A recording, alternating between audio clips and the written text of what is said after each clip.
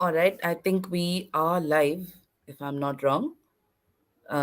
There's so much to discuss. I don't know how we're going to finish this in 15 minutes, but okay, we'll try.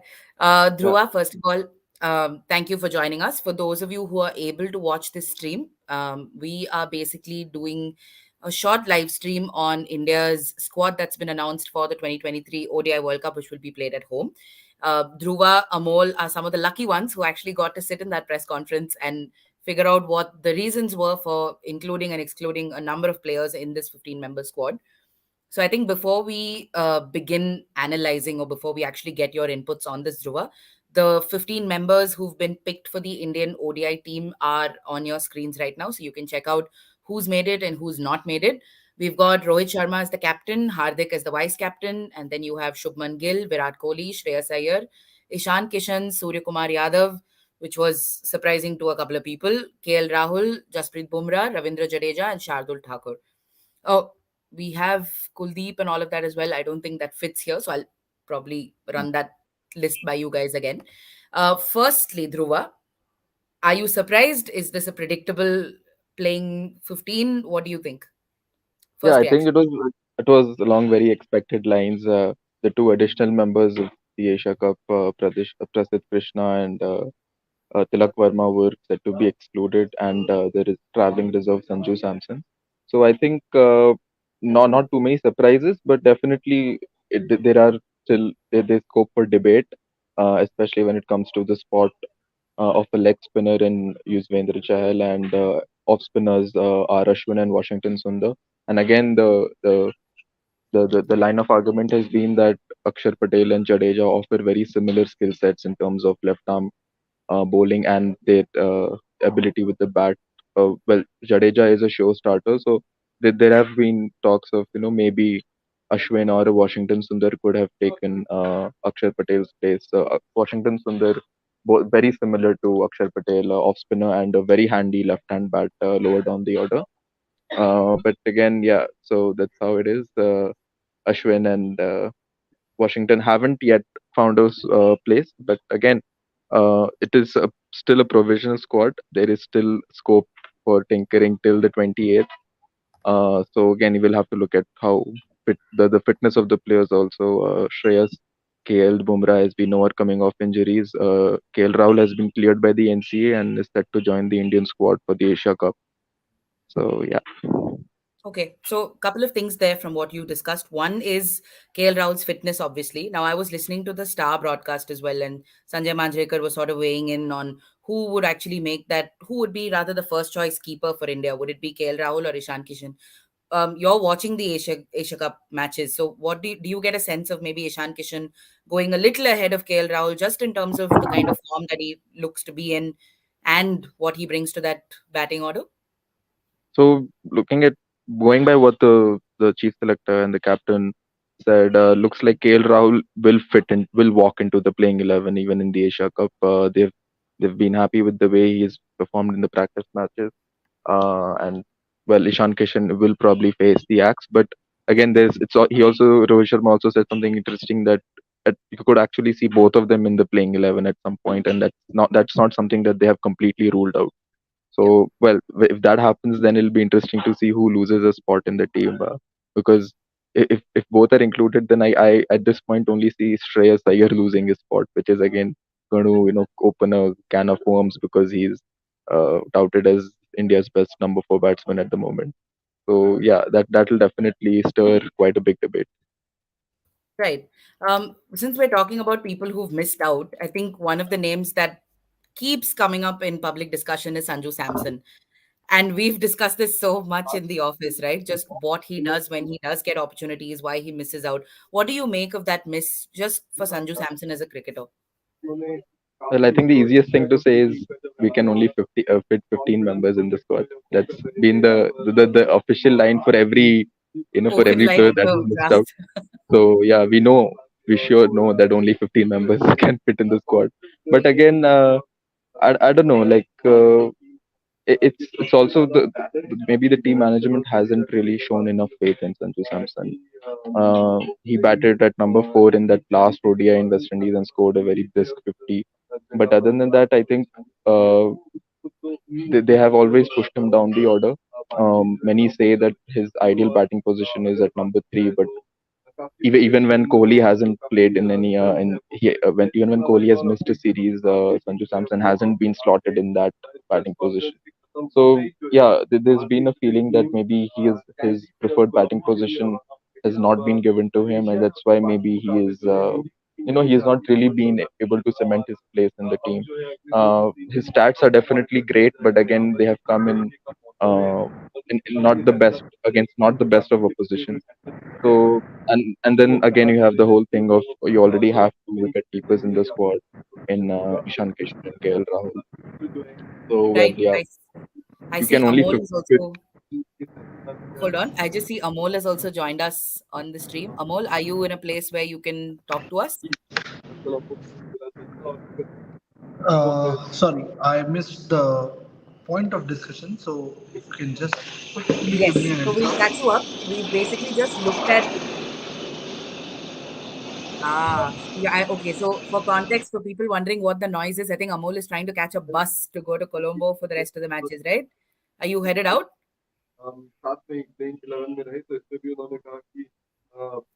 Yeah, pretty much. Okay. So we're gonna just wait for Lavanya, Amol to sort himself out. you just Okay. gave away the biggest secret right now. Yeah. Those who want to catch Is it? Amol, you know where to find him. Well, I still don't know if it's happening in Colombo. How why is he going to Colombo? Yeah, I think he is. I don't know. We'll wait for him to join us and actually figure out where he's headed, why he's headed, where he's headed. And we'll talk about the Asia Cup as well, because that's what you guys are there primarily for. But because you spoke about Sanju Samson, Dhruva, I think another player that we should address is Tilak Varma. In a lot of ways, Surya Kumar Yadav's inclusion into this team, while we know what he's capable of, especially in T20s, he hasn't really been able to replicate that in ODIs. We've not seen that kind of fluency come from him. I don't know what it is, whether it's like a mental thing or what happens to him in ODIs. So in that case, do you think Tilak Varma sort of missed out? Could this have been an opportunity to, put some faith behind the guy and see how he does? Yeah, I think if one spot is really up for debate in this squad is definitely Surya Kumar's spot, and it could have actually been taken by both Tilak Verma and Sanju Samson. And as you said, his performance in ODIs hasn't been up to the mark. He is himself, he's very well aware of that fact. He's struggled to even bat in the middle. Like the management has told him that take your time, 40-50 balls, play it out, feel bat on ball, but that is somehow that aspect of the game somehow has been lacking when it comes to ODI for Surya. So Mhm. yeah, I mean Tilak Verma with his he's also a left-hander, so maybe in the middle order he could have been a more viable option. But again, uh, I don't really see Surya Kumar fitting into the 11, unless there are injuries. So yeah, Fair enough. Just for those who need a little bit of context, I mean, even though this is an announcement, teams still have time till 28th of September to make alterations or if they want to add or subtract someone. So I think that is still an opportunity, a window is still available for them to sort of figure out if they want to make any tweaks. Another interesting thing for me, Dhruva, was the fact that standbys haven't been announced. Um, can you? I found that explanation also a little fascinating, for the lack of a better word. I mean, I know it's a yeah. home World Cup, we can call up, but are they not mandated to announce a standby I list or anything of the sort? it does seem like the standby players, even though they have not been announced, are going to be Tilak Verma, Prasid Krishna, and Sanju Samson. They are here with the team, and I guess that's and even Ajit Agarkar had said that that they're probably the core is going to remain the same of the Asia Cup squad and the ODI World Cup squad. So I think these three, it's not yet official, but I think it's going to be Tilak, Prasid, and Sanju Samson as reserves. But again, it's a home World Cup, so I'm not sure how the whole reserves thing works, because you can, I guess, call up anybody anytime with the approval of the ICC. Fair enough. All right. So we spoke about Sanju Samson, we spoke about KL Rahul, we've spoken about Ishan Kishan, even Surya Kumar Yadav. We briefly, brushed past Chahal. A lot of people have been trying to see what the reactions are like online, and there's people are calling it a snub and Yeah. disrespect to Chahal. And what do you make of just his exclusion from this World Cup? Is it a gamble worth taking? Well, his exclusion was very well summarized when I saw the Indian team in the nets in against ahead of the game against Pakistan, because Surya Kumar Yadav was bowling leg spin to the batters. So maybe it was maybe that's when they probably felt the absence of Chahal, and maybe that's why Surya Kumar is picked in the squad, maybe groomed as a leg spinner for the nets. I'm not so sure, but for now at least. But yeah, yeah, definitely. Again, a leg spinner is missing in the squad, just as an off spinner is also not there, and he's well, definitely Kuldeep Yadav with his performances in ODIs off late has moved up the pecking order. He's obviously, it's a different skill set. He takes the ball away from the left hander, while Chahal takes it away from the right hander. But yeah, that's again something that's been up for discussion. Are we prepared to bowl to the opposition's left-handers, because we don't have an off spinner, and well, we just have Kuldeep Yadav. But yeah, that's again going to be something to be looked into. No Ashwin, no Sundar. So how India tackles the left-handers in the middle overs, that will also be a challenge. Correct. So if we look at the Indian team at the moment, we have seven batters, four bowlers, four all rounders. What do you make of just that balance? Are we trying to get more people who can, both bat and bowl? Is that what the Yeah, team's so looking at? that's going to be interesting, because even Rohit Sharma said that today they they're looking at both batting and bowling depth. I don't know how that works. I mean, you compromise one for the other for sure. We saw Shardul Thakur being picked for both the Asia Cup games over Mohammad Shami, and that's definitely a move to prop up the batting. And well, that I think that's going to be something that will be like that decision will be taken on a match by match basis. Whether you want to take an extra, I mean, a bowler who can bat like maybe Aksar and Shardul, or you take in Mohammad Shami. So and again, that's also an interesting conversation about Shami and Siraj, who is actually up ahead in the pecking order. It's still a gray area, because obviously Siraj recently became the number one ODI bowler. He has had a fantastic year in ODIs, but yesterday he looked pretty wayward, and his lines and his lengths were pretty off. He took quite a beating against Nepal yesterday. He got 3 wickets, but two of them were towards the end.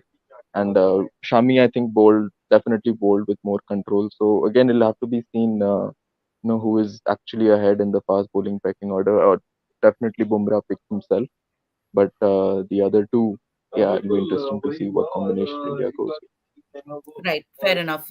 One thing is we were looking at the Asia Cup as sort of a practice tournament, right? To just get all of this experimentation to see who works, who doesn't work. But then we haven't seen proper full-fledged games because of the kind of weather that's been there in Sri Lanka. So in that sense, do you think just how the team could have analyzed what its options are, have taken a little bit of a hit and they've had to go by, gut feeling or just what their records have been on paper? with.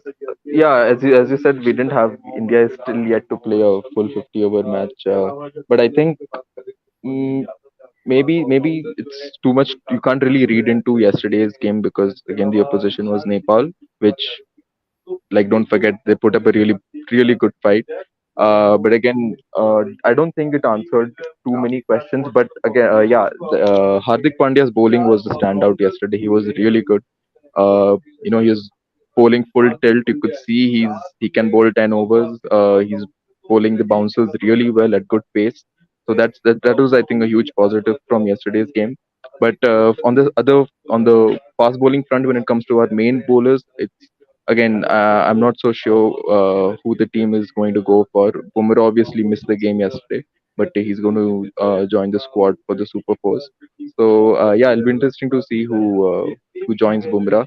But yeah, Hardik's performance yesterday was spot on. Shardul Thakur again, I'm not so sure. Uh, his Neither was bowling, Amol, right?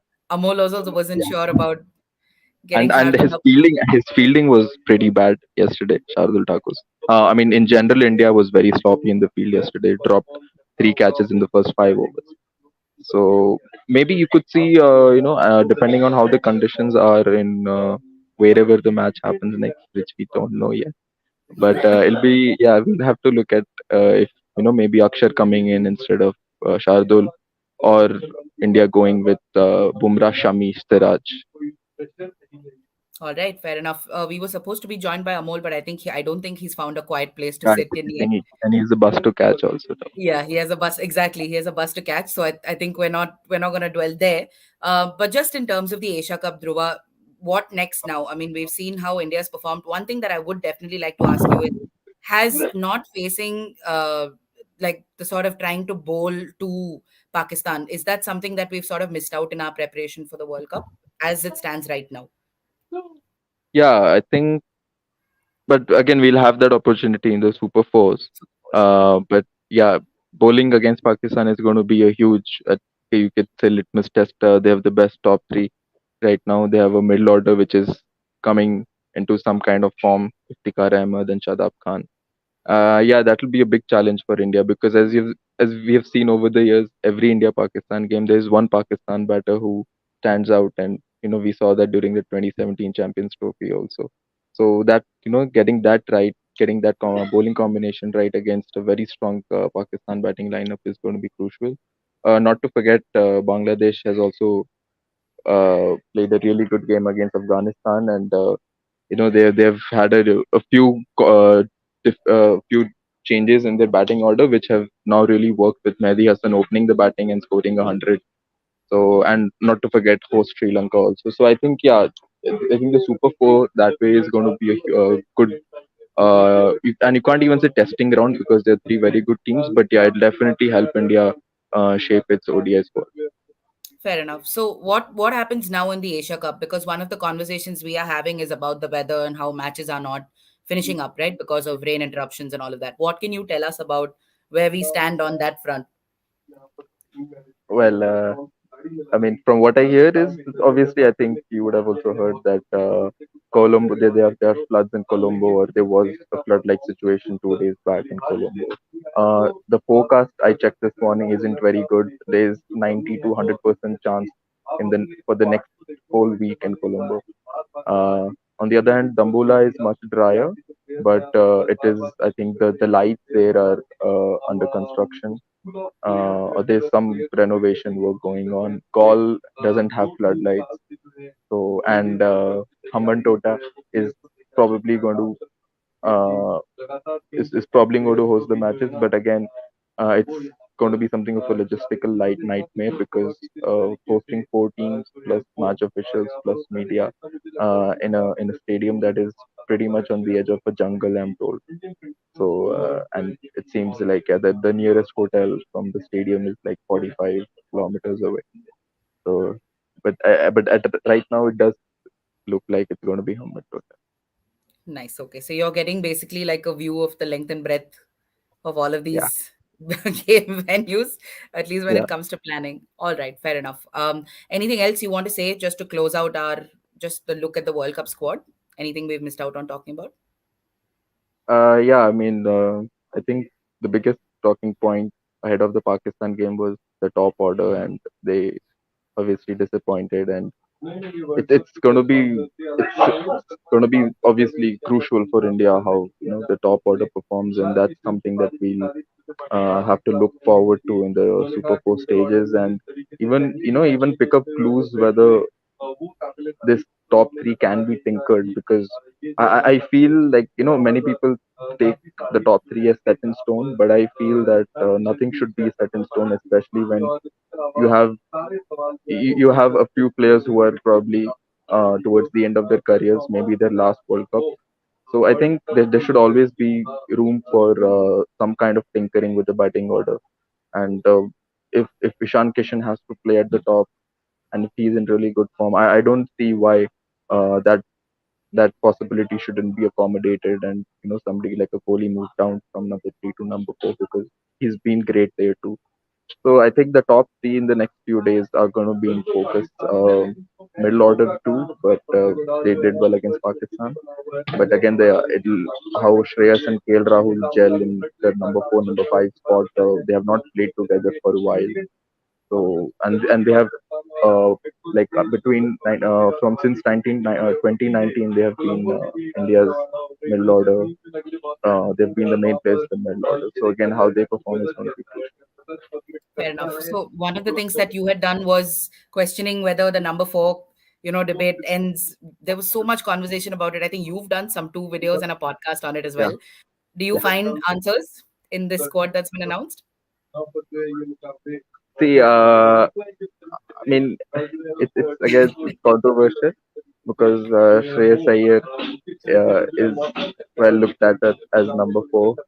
Shubman Gill and Rohit and Kohli take up the top three spots. But I think it's still early days. I think they'll have to. It's again, don't forget that this Indian team, this full strength 11, barring Rishabh Pant, has assembled for the first time in more than a year. So I think we should also give it some time. Look at maybe try the same combination in the Super Fours, regardless of whether we qualify for the final or not. And taking clues from the Super Fours, maybe we still have a series against Australia to go before the World Cup. So maybe taking clues from that, maybe we tinker the batting lineup a bit if it's needed in the series against Australia at home. Yeah. Fair enough. All right. So we will revisit all of this a little closer to the World Cup, of course, and we'll have a lot more to talk to you and Amol about during the Asia Cup as well. So I wish you all safe travels and hopefully we'll catch up again sometime Yeah, later. and also if you plan on visiting Sri Lanka for the Super Fours, you must. It's a lovely country, lovely people, and the weather isn't ideal for cricket. But if you're up to other things, also it's pretty nice. It remains overcast. What have you been up to besides covering cricket? Ah, and just as we ask him that, we've lost him. All right, fair enough. So that is all we have for you in terms of our World Cup coverage. We wanted to take a look at the squad which we have. So if you've, are you back, Dhruva? Very cool. So yeah, make sure you visit Sri Lanka. Hold on. I think we've got you back. Okay. I don't think we have him back again. We'll try to get him back onto the stream if he comes in about a minute or so. All right. So that was our short analysis of the 15-member squad that's been announced for the ICC 2023 ODI World Cup. If you've missed out on the video, please go back and watch it. We've tried to look at the people who've missed it, who've missed the squad, who've made the squad, and what the balance of the team looks like. Obviously, there'll be a lot more conversation left to be had on this. Maybe potential playing 11 who might make that starting lineup when we go in there. All of these will be discussions we will continue to have. So please keep an eye on the Sportstar website. We have a live blog running on the World Cup team announcement where a lot of our talking points and our coverage is going on as we speak. So please go and check that out as well. We'll make the link available to you in the description of this video. Thank you so much for joining us. And for our complete Asia Cup and World Cup coverage, head over to Sportstar.